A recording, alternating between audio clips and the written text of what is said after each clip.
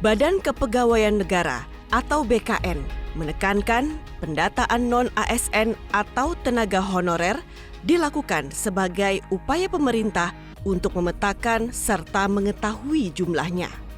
Namun, bukan berarti dengan diketahuinya jumlah tersebut, para tenaga honorer bisa meraih status sebagai PNS atau P3K tanpa melalui seleksi.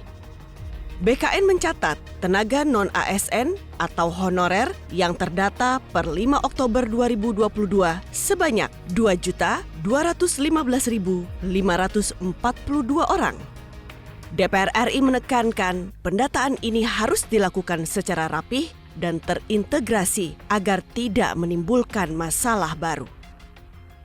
Wakil Ketua Komisi 10 DPR RI Abdul Fikri Fakih menekankan pendataan tenaga honorer di tahun ini jangan seperti tahun-tahun sebelumnya yang selalu bermasalah. Mulai dari data yang hilang, data acak-acakan, hingga perbedaan data antar instansi. Ia berharap pendataan tenaga honorer akan mempercepat penyelesaian persoalan kepegawaian.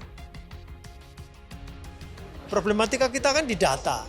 Lemahnya data, acak-acakan data, atau data tiba-tiba besar, tiba-tiba hilang, dan sebagainya. Ini kalau memang P3K mau diselesaikan, ya penguatan data, dan kalau ada pendataan ulang ya harus rapi dan terintegrasi. Jangan kemudian Kemenpan RB berbeda dengan Kemendagri, berbeda dengan BKN dan seterusnya, atau kementerian sektoral juga berbeda lagi. Ini saya kira akhirnya nggak selesai-selesai.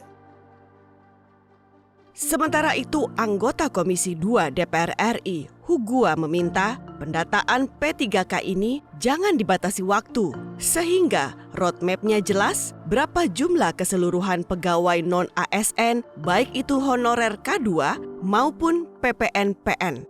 Pemerintah harus memberikan kesempatan pegawai non-ASN yang memenuhi syarat untuk mengikuti seleksi agar ke depannya tenaga non-ASN tidak ada lagi.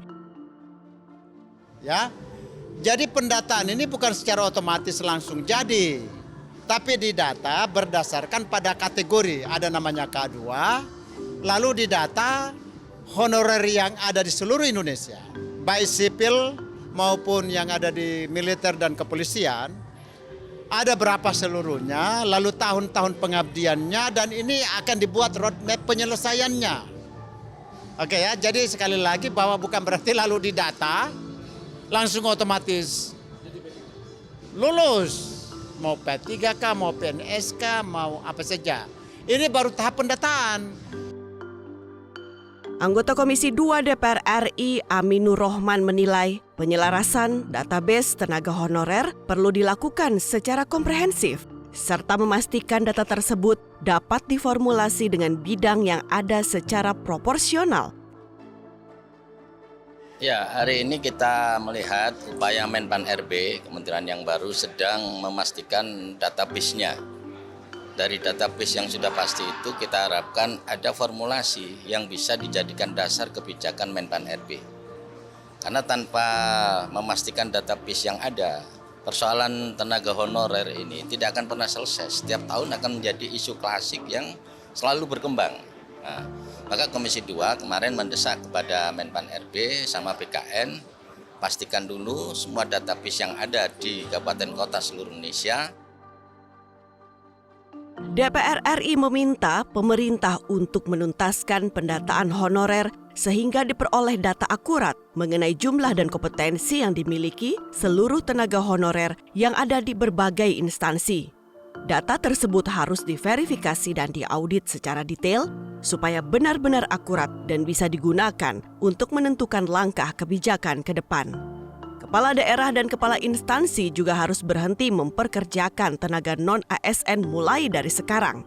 Jika tidak, persoalan kepegawaian di Indonesia tidak akan pernah bisa diselesaikan. Tim Liputan TVR Parlemen melaporkan.